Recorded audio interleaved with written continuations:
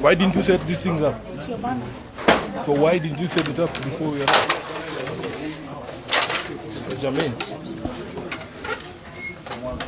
How are you? I can't live without power.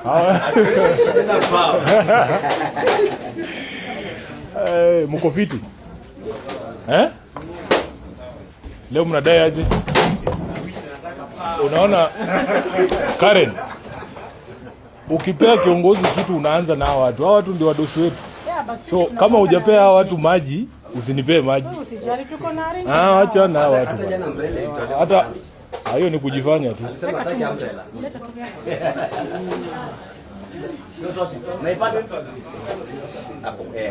On the Senate in which I serve. Article 186 of the Constitution of Kenya and Section 5 of the County Government Act define the roles of the different levels of government, setting up clear boundaries for functions of the two. Additionally, the Intergovernmental Relations Act outlines the frameworks for consultation for effective devolution. The framers of the Constitution, in conceiving these clauses, intended devolution to work and thrive for the people, without deliberate regression that would result in the national government purporting to step in to rescue devolved units. President Ruto, in his speech at the signing, claimed that the same was pursuant to the Urban Areas and Cities Act, a legislation put in place prior to the implementation of devolution.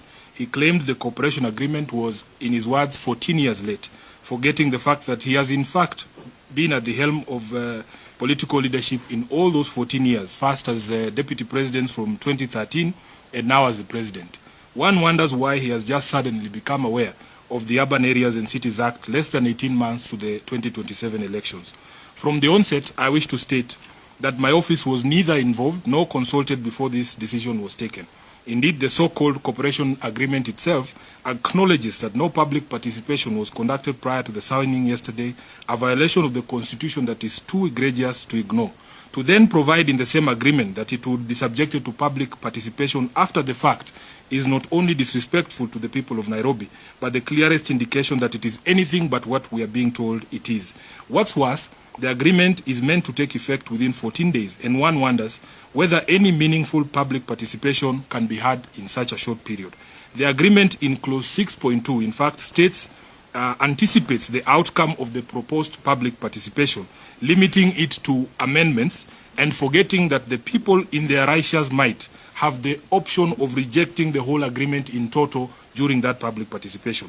Secondly, the steering committee established to oversee the agreement is very national government heavy. Of the 12 members of the committee, a whopping 2/3 are appointees of the national government. From its structure, the governor will play subservient to the prime cabinet secretary, making Sakaja effectively the new deputy governor of the county of Nairobi. This, to me, is not cooperation, but a takeover. Thirdly, just last week, the governor of Nairobi, City County, Johnson Sakaja, in his address to the County Assembly of Nairobi, derided what he termed the NMS experiment that left us with a Kenya shillings 16 billion hole in pending bills and vowing to never engage in similar misadventure.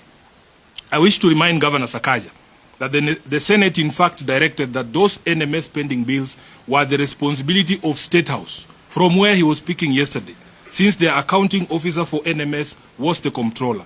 He should have used the opportunity yesterday to remind the President that thousands of contractors and workers are still owed money by State House and their livelihoods remain in peril as Ruto continues to ignore them. This agreement is a blatant continuation of the NMS model and with it, the culture of unpaid bills, weak audit systems and unbridled corruption. Fourthly, it is in the public knowledge that the national government owes Nairobians over 100 billion shillings in unpaid rates and other payables from national government institutions. Ruto throwing around the figure of 80 billion as a symbol of his generosity to the people of Nairobi is nothing but a ruse. Fifthly, the national government continues to hold on to functions that are solidly county functions under the 4th schedule of the Constitution. For instance, the Constitution recognizes only 2 levels of roads, and that is national trunk roads and county roads. Kenyans must note that national government agencies like Kura and Kera continue to insist on doing roads in Nairobi when they clearly need to hand over those roads and the attendant resources to the county government of Nairobi. In fact, the late Baba Raila Amolo Odinga repeatedly called for the disbandment of these two agencies, going so far as including the full unbundling of the functions in the MOU he signed with President Ruto in March of 2025. Ruto continues to not only ignore that MOU, but to actively violate it as demonstrated by the so-called cooperation agreement. In addition, there exist constitutional and legal ways to channel funds to specific counties in recognition of their unique needs and status. These include additional allocations and conditional grants. Examples of these grants include grants to counties to construct headquarters and industrial parks. By the way, you should know Nairobi doesn't receive any of those funds, but other counties receive. If indeed we needed national government to build a world-class market at Gikomba, we can channel resources to the county government of Nairobi to build that world-class market through similar instruments. Lastly, it is my considered view that arrangements such as NMS and the proposed cooperation agreement unnecessarily obfuscate and complicate oversight and accountability processes by the assemblies, the Senate, and the Office of the Auditor General. The President at every turn dismisses concerns raised by both the people and their representatives as noise. He asked those with alternative ideas to give those ideas. Mr. President, I have said before that it is possible to govern and achieve development within the confines of the law, and I want to demonstrate this today.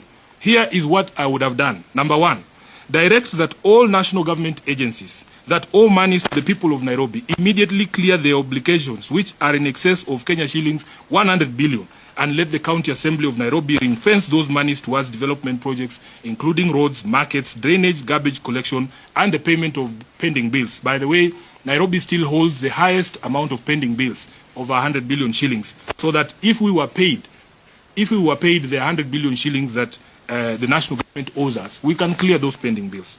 Number two, immediately transfer all county functions to counties in accordance with the Constitution and the MOU that you signed with Raila Odinga.